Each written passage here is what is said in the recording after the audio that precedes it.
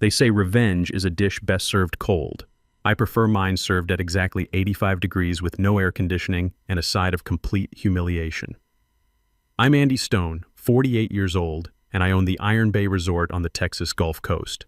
Built this place from nothing after 20 years in the Army and another decade climbing the hotel management ladder. When people ask how I made it work, I tell them it's simple. Treat your people right, keep your standards high, and never let anyone disrespect what you've built. That Tuesday morning started like any other. I was in my office overlooking the main lobby when Monica, my events director, walked in with that look. You know the one. The look that says someone wants to release trained dolphins in the ballroom and thinks it's a reasonable request.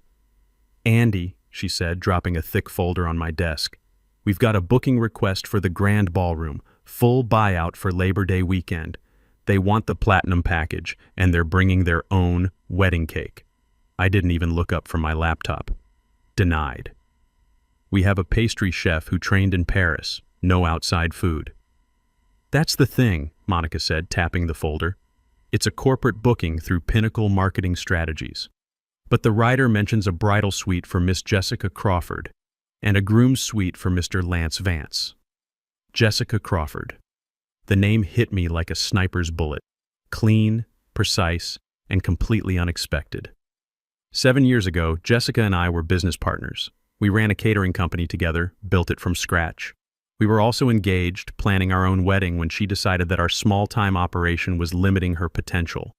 She dissolved our LLC behind my back, took the client list, and left me with the debt while she started her marketing firm with money from her new boyfriend, some tech investor she'd been seeing on the side. I took a slow breath, keeping my voice steady. "Monica, I know this name. Pinnacle Strategies is Jessica's company." Monica frowned. "Your ex-partner? The one who screwed me over?" "Yeah." I opened the folder. The contract was standard except for one thing. The primary contact wasn't Jessica. It was listed under their CFO, some guy named Garrett Wilson.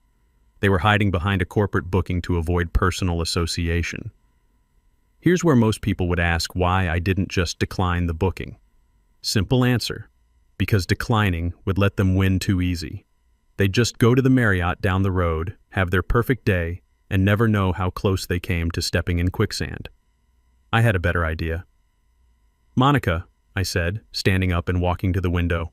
Down below, my staff was working like a well-oiled machine. "Approve the booking. Send them the welcome package. Are you sure about this?"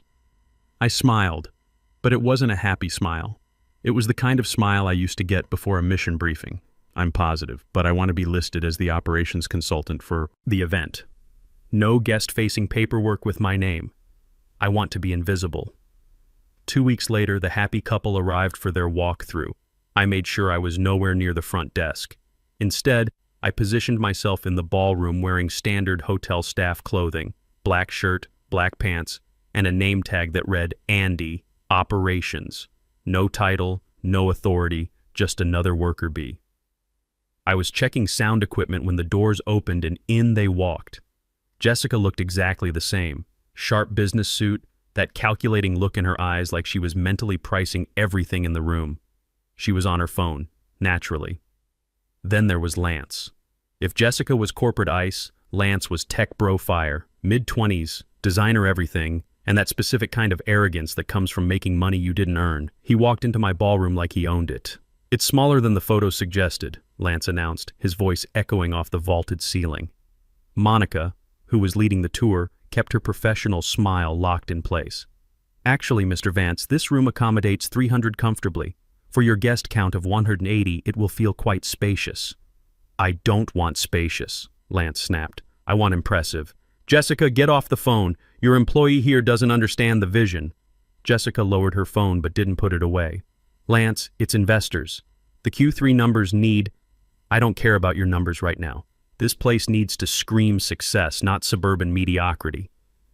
I stood near the service entrance, clipboard in hand, watching. This was the moment of truth. Would Jessica recognize me? We'd lived together for 3 years, planned a life together. Her eyes swept over me like I was a piece of furniture. No recognition. I'd cut my hair short, military style, since our breakup. Added some gray to the temples. But still, to be looked at and not seen by someone who supposedly loved you once, that stings. It also made me dangerous. Monica gestured toward me. "This is Andy from our operations team. He'll ensure everything runs smoothly." Lance barely glanced at me. "Whatever. Just make sure your people stay out of the way during photos." That's when I saw him. Our doorman, Wyatt Murphy, 67 years old, Marine Corps veteran, worked for me since day one. He was helping set up chairs, moving slowly because his knees gave him trouble. Souvenir from Fallujah. Lance noticed him too. "Hey," Lance called out. "Old man, those chairs are crooked." Wyatt looked up, confusion on his weathered face. "Sir? The chairs. They're not aligned. Are you blind or just lazy?" I felt something cold settle in my stomach. Wyatt straightened up, dignity intact despite the insult. "I'll fix that right away, sir. You should have fixed it right the first time," Lance said, loud enough for everyone to hear. "Jessica, why is your venue employing old deadweight? This guy's moving like he's underwater." Jessica didn't even look up from her phone. "Sir," I said, stepping forward, keeping my voice level. "Mr. Murphy is our most experienced—" "I wasn't talking to you," Lance cut me off. "I was talking to the decision makers. You people need to understand your place in this operation. Your place." Those two words hung in the air like smoke from a muzzle flash. Wyatt's face went red, but he kept working. 24 years protecting this country, and some punk kid was calling him dead weight. In my house. I looked at Jessica, hoping for some sign that she'd step in, show basic human decency. She was typing on her phone, completely checked out. "Of course, sir," I said quietly. "We'll make sure everything meets your standards." Lance smirked. "Good. At least someone here gets it." As they finished the tour and left, I watched Wyatt slowly straightening chairs that were already perfectly aligned. Monica came over to me, her face flushed with anger. "I hate them," she said quietly. "Can we charge them a fee for being awful human beings?" "We're going to do better than that," I said, pulling out my phone. "Get me Garrett on the line." Garrett's my lawyer, former JAG officer. When I called him, I could hear him already pulling files. "Andy, tell me you're not about to do something that gets us sued." "I'm about to enforce our contract," I said. "Pull up the Pinnacle booking, check the signatory on the deposit. It's Garrett Wilson, their CFO, corporate account." "Right. Wedding receptions are personal events, not business functions. They booked it as a corporate retreat to get the business rate. That's fraud, which violates our commercial use policy. Andy, we could just cancel now, refund the deposit minus penalties." "No." I was pacing my office now. "If I cancel now," Lance spins it. "Says the bitter ex-partner sabotaged their love story. I become the villain. He gets to play victim again." I stopped at the window, looking down at Wyatt, helping guests with their bags despite everything. "I need him to hang himself," I said. "I need a clear violation of our conduct policies while the event is happening." "Have you met Lance Vance?" Garrett sighed. "You're waiting for him to screw up during the wedding itself. He called a Marine veteran deadweight, Garrett. He's going to treat my staff like servants, and when he does, I'm going to show him what happens when you declare war on the wrong battlefield." The wedding day arrived with Texas heat and humidity thick enough to choke on. The ballroom looked spectacular, I had to admit. White roses, soft lighting, a jazz quartet playing covers that probably cost more than most people's cars. I positioned myself near the bar, wearing a dark suit that let me blend with the catering staff. Lance was holding court by an ice sculpture shaped like the Pinnacle Company logo, subtle as a brick through a window. He was laughing too loud, drinking too much, gesturing wildly while talking about crypto investments. Jessica moved through the room like she was conducting a performance review, not celebrating her wedding. She wasn't smiling at guests. She was checking camera angles. 7:30 p.m. Dinner service was starting. This was the danger zone in any high-end event. One wrong move and the whole evening falls apart. Wyatt was helping clear appetizer plates. We were short-staffed due to a flu outbreak, so everyone was pitching in. He was carrying a tray of empty champagne flutes when Lance spun around, nearly colliding with him. Wyatt stopped instantly, balancing the tray with practiced skill. "Pardon me, sir." Lance looked down at his designer tuxedo like checking for damage. There was nothing there, not even a wrinkle. "Watch where you're going," Lance snapped. "You almost ruined a $5,000 tux with your clumsiness." "My apologies, sir," Wyatt said, lowering his head. "Don't apologize," Lance said, his voice carrying over the jazz music. "Be competent. The help is everywhere tonight. It's like an infestation." Infestation. He called my people, my Marines, my veterans, my family, an infestation. I took a step forward, my hand tightening around my water glass. Not yet. Let him finish digging. Jessica approached, putting a hand on Lance's arm. Baby, relax. Everything's fine. It's not fine, Jessica. The staff is incompetent. Look at this guy. He's ancient. Why is your venue hiring fossils? I walked over to a nearby table, table 7, occupied by some of Lance's crypto buddies.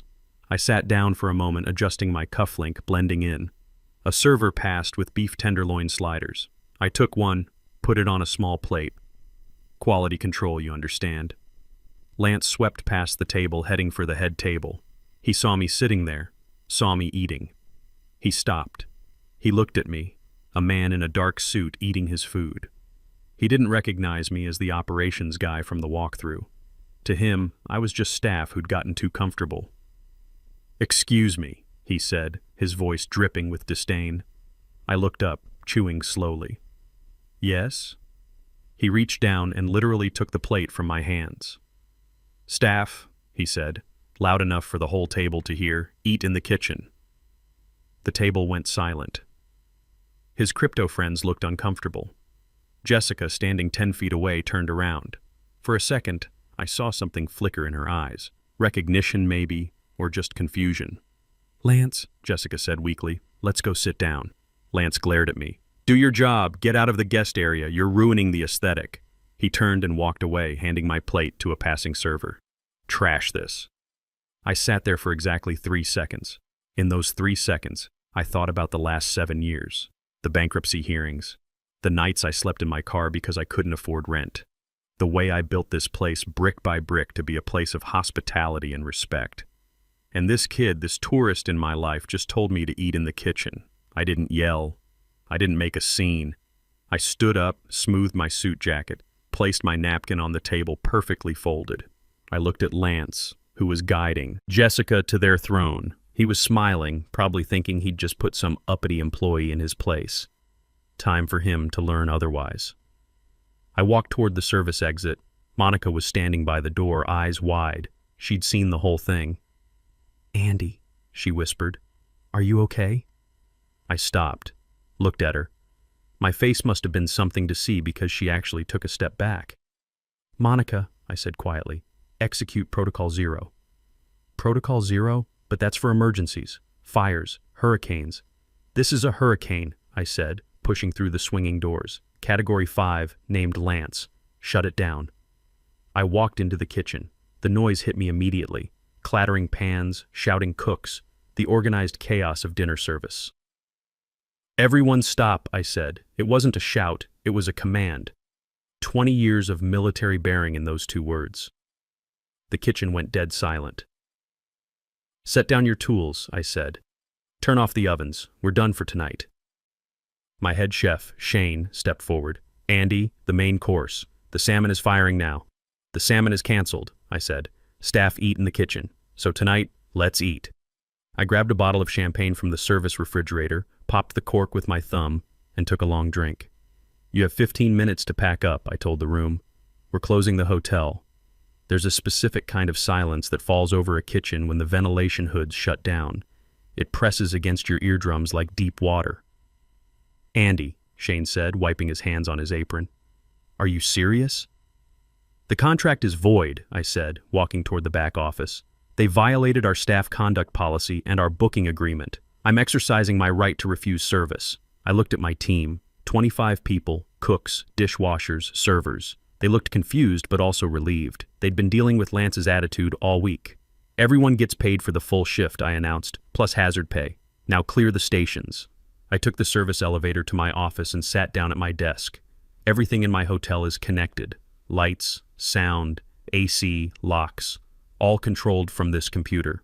I called my security chief, Kevin. Former MP, solid as a rock. Kevin, I need a perimeter. We're evicting the grand ballroom. Evicting? Kevin's voice crackled over the radio. Hostile situation. I want 2 guards at the main doors. Suspend valet service. Bring all the cars around and hand the keys to the front desk. Nobody waits for their car tonight. Timeline? 30 minutes. Let them finish their salads. I'm not heartless. I hung up and turned to my monitors. Camera 1 showed the ballroom. Lance was laughing at something his best man said. Jessica was picking at her salad, looking bored. They had no idea that beneath their feet the gas lines to the kitchen had just been shut off. Camera 2 showed the contract. I highlighted the cancellation clause. The venue reserves the right to cease operations immediately if guests engage in behavior deemed abusive or threatening to staff. He called my Marine dead weight. He told me to eat in the kitchen. Game over. I picked up the phone and called the DJ booth. Hey, this is Andy from Ops. After your current set, cut the sound system. Tell them there's a power surge, but the speeches are next. Exactly. Pack your gear. You'll be paid in full. I watched the monitors. Servers were clearing salad plates. Normally, this is when the main course would start. 180 salmon fillets hitting the grill. Instead, the kitchen was dark and my staff was sitting on prep tables, eating the wedding food. Shane was slicing the beef tenderloin and passing it out to the dishwashers.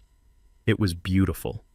I saw Monica enter the ballroom on camera. She looked pale as she walked to the head table and whispered something to Jessica. Jessica frowned, pointed at her watch. Monica shook her head and pointed toward the kitchen. Lance slammed his hand on the table. Here we go. My phone buzzed. Text from Jessica. There's a problem with the kitchen. Fix it. We're paying good money. She still thought she was texting an employee. Still thought money was the universal solve button. I didn't reply. Instead, I opened the climate control app. Grand ballroom, current temp 72 degree F. Target temp 85 degree F. It's Texas in September. Without AC, a room with 180 people becomes a swamp fast. I wasn't just kicking them out. I was sweating them out. The door opened. Garrett walked in with the termination papers in his hand. You're really doing this, he said, looking at the screens. Staff eat in the kitchen, Garrett. Tonight the staff eat prime rib and the guests don't eat at all. She really got under your skin. It's not about Jessica, I said, adjusting the AC down another 2 degrees. It's about standards. Lance just failed his inspection. I stood up. Come on, let's go deliver the news personally. I walked down to the mezzanine balcony overlooking the ballroom, hidden spot behind fake ivy where lighting techs usually work. From here, I was a general watching the battlefield. The room was changing. You could feel it. The crisp air was being replaced by thick Texas humidity. Guests were fanning themselves with menu cards. The servers had vanished, leaving dirty plates like abandoned equipment. But the show was still going. The best man had just finished some rambling story about college. Now Lance stood up, tapping the dead microphone. Is this thing on? Thump, thump. Can we get some sound engineering? The sound guy was already gone, gear packed. Whatever, Lance sighed, holding his champagne glass. I want to thank everyone for witnessing my upgrade tonight. Nervous chuckles from the crowd. No, really, he continued. Jessica told me about her past, how she used to be held back by small-time partnerships that didn't understand her vision. I gripped the railing. He was talking about me, our catering business. Jessica had rewritten history to make me the anchor instead of the engine. She started from the bottom. Lance gestured to the room. And now look, we're here in this adequate venue, celebrating how true excellence always rises to the top. The crowd murmured. Insulting the venue you're standing in, bold move. Jessica, baby, you finally found someone who matches your ambition and your tax bracket. Here's to leveling up and leaving the past where it belongs, in the clearance section. He raised his glass. Jessica beamed like she'd just closed a major deal. As Lance finished his toast, the room went silent. Not the silence of awe, the silence of confusion. The band wasn't playing. No servers appeared. A guest at table 4 waved her hand. Excuse me, is it getting hot in here? It's sweltering, another guest agreed. Lance frowned. Jessica, tell them to fix the AC. And where's the main course? Jessica stood up, looking around. Server? Manager? No one answered. The floor was empty. I pulled out my radio. Kevin, lock it down. Below me, the main doors clicked shut. Not locked, fire code, but the magnetic holders engaged, making them heavy and obvious. What is going on? Lance's voice was rising. This is ridiculous. I'm going to sue this place into bankruptcy. I watched Jessica pull out her phone, probably calling that operations consultant. My phone buzzed. Jessica Crawford calling. I let it ring. The heat was rising. Sweat was appearing on Lance's forehead. The flowers were starting to droop. I texted Monica. Tell Jessica the owner needs to see her in the courtyard immediately regarding a contract emergency. Monica entered the ballroom from the side door. She approached the head table, leaned in and whispered to Jessica. Jessica's face went white. She looked at Lance, then back at Monica. "Now?" Jessica asked, loud enough for me to hear. Monica nodded. "Fine." Jessica slammed her napkin down. "Lance, stay here. I'm going to fire someone." "Fire everyone!" Lance shouted after her. Jessica stormed toward the side exit. It was time to come down from the mountain. I walked down the spiral staircase to the courtyard. Stone fountain, gas lanterns, jasmine, peaceful setting for what was about to happen. The door burst open. Jessica stormed out, her dress wrinkled from the heat. "Where's the manager?" she shouted at the empty space. "I want the owner right now!" I stepped out from behind the fountain. "Hello, Jessica." She stopped, squinted in the dim light. "Who are you? Are you the owner? Look, your staff is incompetent. The AC is broken and my fiancé is—" She stepped closer. The lantern light hit my face. She stopped breathing. "Andy," she whispered.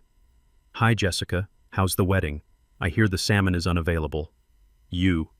She looked around, panicked. "What are you doing here? Do you work here?" I laughed. Dry, sharp sound. "Work here?" "Look around." I gestured to the sprawling resort. "I don't work here. I own it." "You own this place?" "Every brick," I said. "Every contract, including yours." She laughed nervously. "Okay, Andy, good for you. You did well. But this is crazy. You can't shut down my wedding because you're jealous." "Jealous?" I repeated the word like it was foreign. "Jessica, you booked my venue under false pretenses to avoid commercial rates. Your fiancé just assaulted my staff. This isn't about jealousy, it's about liability. Lance didn't assault anyone. He's just particular. He took food from my hands, Jessica. Me, the owner, and told me to eat in the kitchen." Jessica went pale. "That was you? In the suit?" "That was me." She ran her hands through her hair. "I didn't know. Look, I'm sorry. Lance is under pressure. Let's fix this. Turn the AC back on, get the food out. I'll pay double." "I don't want your money, Jessica. I already have your deposit. According to the contract, I keep it when there's a breach." "Breach? We're guests. Guests follow the code of conduct. You're now liabilities." The door banged open. Lance marched out, sweating, his designer composure completely gone. "Jessica, what's taking so long? It's a sauna in there. People are leaving." He stopped when he saw me. "You? The kitchen guy? What are you doing here?" "Jessica, why are you talking to the help?" Jessica looked sick. "Lance, he's not the help." "What?" "He owns the hotel." Lance froze, looked me up and down. "Him? This guy owns this place?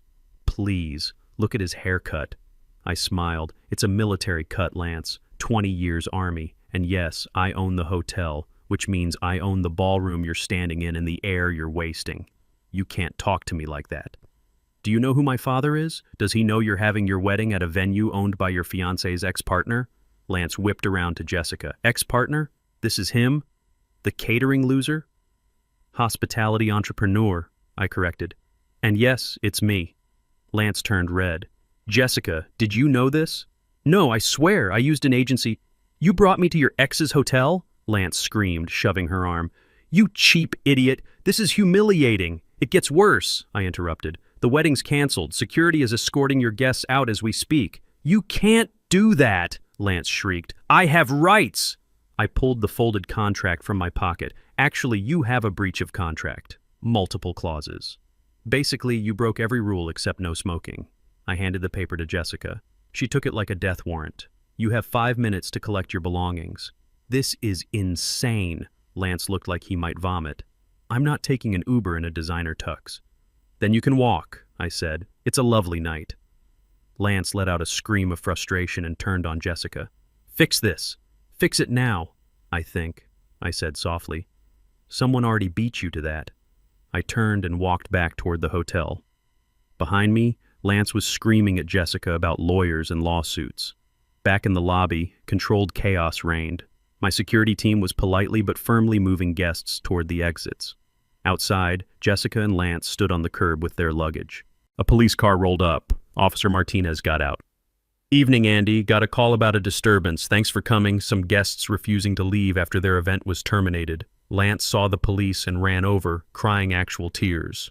Officer, arrest this man! Martinez looked at Lance, then at me standing on my own property. Sir, the owner asked you to leave. That means you leave or it's trespass. One guest had started filming. The owner just evicted the bride. Lance lunged for the camera. Martinez grabbed his arm. That's enough. Taxi or jail. Lance grabbed his suitcase and dragged it down the driveway. Jessica followed into the darkness. The next morning, I sat on my balcony with coffee and my tablet. The video had 800,000 views. Comments were fire. Legend moved by the owner. That's what you get for disrespecting veterans. Reservations were up 150%. We weren't just a hotel anymore. We were the place that didn't tolerate disrespect. Monica knocked with a grin. You have deliveries, termination agreement from Jessica's office, and a check for damages. My phone rang. Andy, 5 corporations want holiday parties here. They specifically want the owner present to maintain standards. Tell them yes. Price goes up 20%. I hung up and walked to the railing. Below, Wyatt was helping guests with their bags. He looked up, saw me, and snapped a sharp salute. I saluted back. Lance was right about one thing. Staff do eat in the kitchen. But he forgot that's where we keep the knives, and in my house we know exactly how to use them. More importantly, we know when someone deserves to get cut down to size. 7 years ago, I lost everything to people who thought respect was optional. Today, I run a place where it's mandatory. That's not just good business. That's justice served at exactly the right temperature.